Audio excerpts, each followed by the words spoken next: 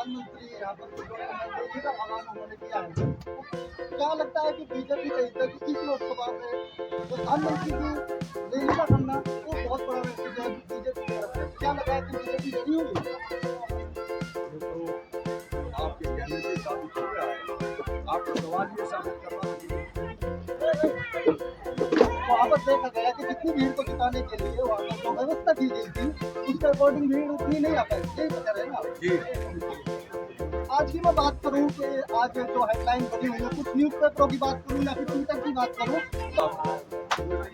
आने वाले कल में जनगणना बहुत बड़ा जो मुद्दा भी उछला था, जो कि बिहार में हमारे को देखने को मिला था। क्या आप सत्ता में आते हैं तो जनगणना का जैसा मुद्दा आप उठाएंगे? जाति जनगणना की बात करूँ, जातीय जनगणना अलग अलग होनी चाहिए। अलग अलग आप पक्ष में हैं।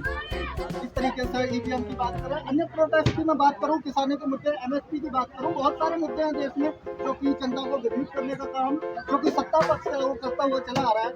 आप इसमें क्या चेंजेस आने वाले कल में देखने को मिलेंगे जनता को?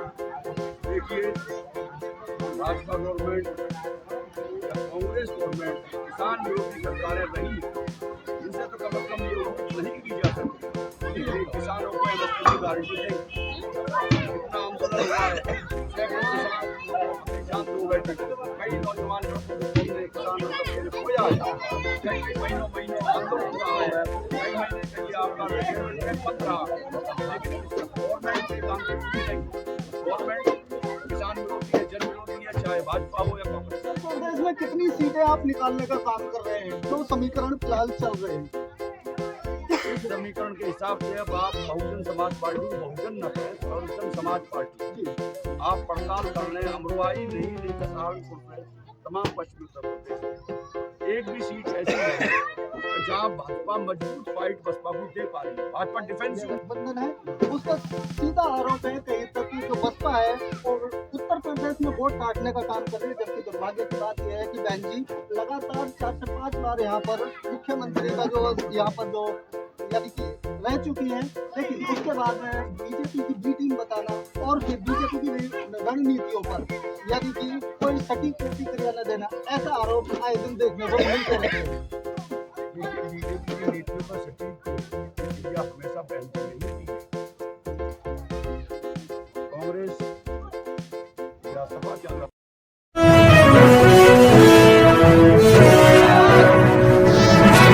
नमस्कार, मैं मृणाल राय टू स्पीच में आपका स्वागत है। मैं मौजूद हूँ ग्राम पंचायत जल्लोपुर में। हसनपुर विधानसभा का क्षेत्र है और फिर लोकसभा का चुनाव जोरों पर है। सारी ही पार्टियां अपने अपने स्तर से तैयारियां कर रही है। हमारे साथ में मौजूद हैं चौधरी मुसाहिद हुसैन, जो कि अमरोहा लोकसभा से बसपा की तरफ से कैंडिडेट उतारे गए हैं और फिर जो चुनावी रणनीति है उसी का उपलक्ष्य में मैं इन्हों से कुछ बात करूँगा। तो जिस तरीके से आज प्रधानमंत्री यहाँ पर दिल्ली का आह्वान उन्होंने किया है, क्या लगता है कि बीजेपी का इस लोकसभा में प्रधानमंत्री की रैली का करना वो बहुत बड़ा मैसेज है बीजेपी की तरफ से। क्या लगा है कि बीजेपी डरी होगी? ये तो आपके कहने से साबित हो रहा है। तो सवाल ये साबित कर रहा है कि बीजेपी करेगी। और आज प्रधानमंत्री जी की सभा के लिए पब्लिक अरेंजमेंट के लिए हजारों बस लगाई हुई थी। वहाँ पर देखा गया कि जितनी भीड़ को जुटाने के लिए वहाँ पर जो व्यवस्था की गई थी उसके अकॉर्डिंग भीड़ उतनी नहीं आ पाई। यही तो कह रहे हैं ना जी।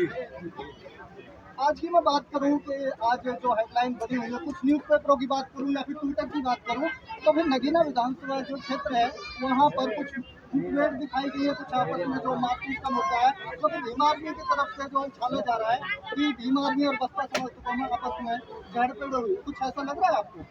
देखिए, बसपा का कार्यकर्ता तमाम कानून फॉलो करने वाला है। तो बसपा का मूल मंत्री बाबा साहब को मानते हैं, बाबा साहब के दिए गए संविधान को मानते हैं। लिहाजा बसपा कहीं भी कोई झगड़ा नहीं कर सकती। दूसरी पार्टी करती है तो बात। आने वाले कल में जनगणना बहुत बड़ा जो मुद्दा भी उछला था, जो कि बिहार में हमारे को देखने को मिला था। क्या आप सत्ता में आते हैं तो जनगणना का जैसा मुद्दा आप उठाएंगे? जाति जनगणना की बात होनी चाहिए। जातीय जनगणना अलग अलग होनी चाहिए। अलग अलग होनी, इसके आप पक्ष में हैं। जिस तरीके से ईवीएम की बात करें, अन्य प्रोटेस्ट की मैं बात करूं, किसानों के मुद्दे, एमएसपी की बात करूं, बहुत सारे मुद्दे हैं देश में जो कि जनता को विभ्रांत करने का काम जो कि सत्ता पक्ष है वो करता हुआ चला आ रहा है।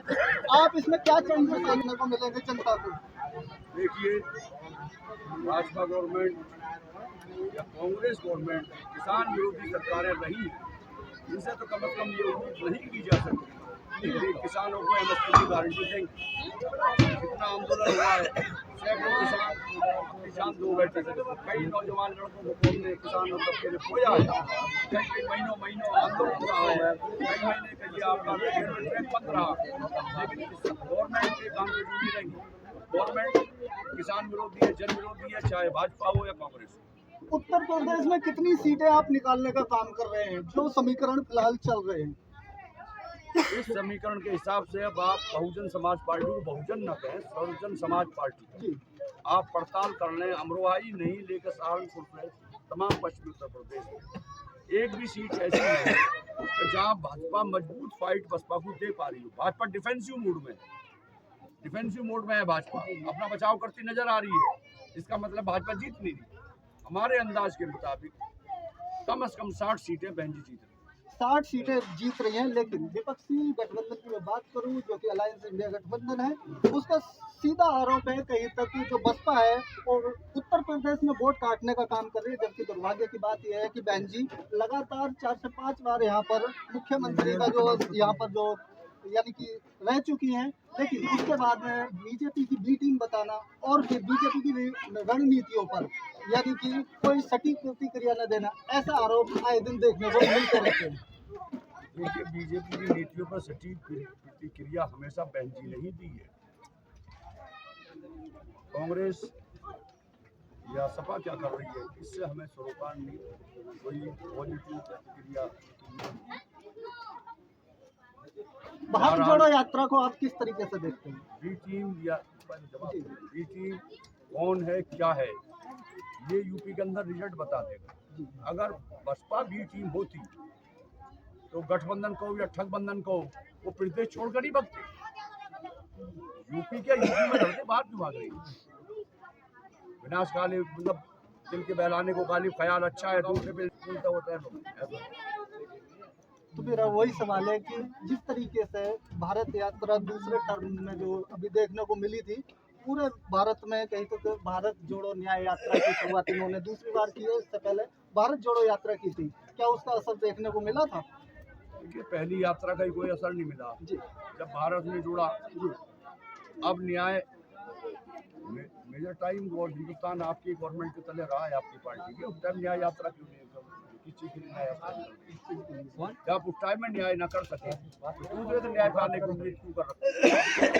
तो देखिए, ये थे हमारे साथ में चौधरी मुजाहिद हुसैन, जो कि अमरोहा लोकसभा से बसपा की तरफ से प्रत्याशी के तौर पर अपनी रणनीति जिस तरीके से इनों की देखी जा सकती है, आए दिन इनों की सभाओं को देखा जा सकता है। और अभी भी आप बिजी हैं, तो इसलिए धन्यवाद। बने रहिए राइट टू स्पीच के साथ में। मिलेंगे किसी नेक्स्ट वीडियो में, तब तक के लिए जय हिंद, जय भारत, धन्यवाद।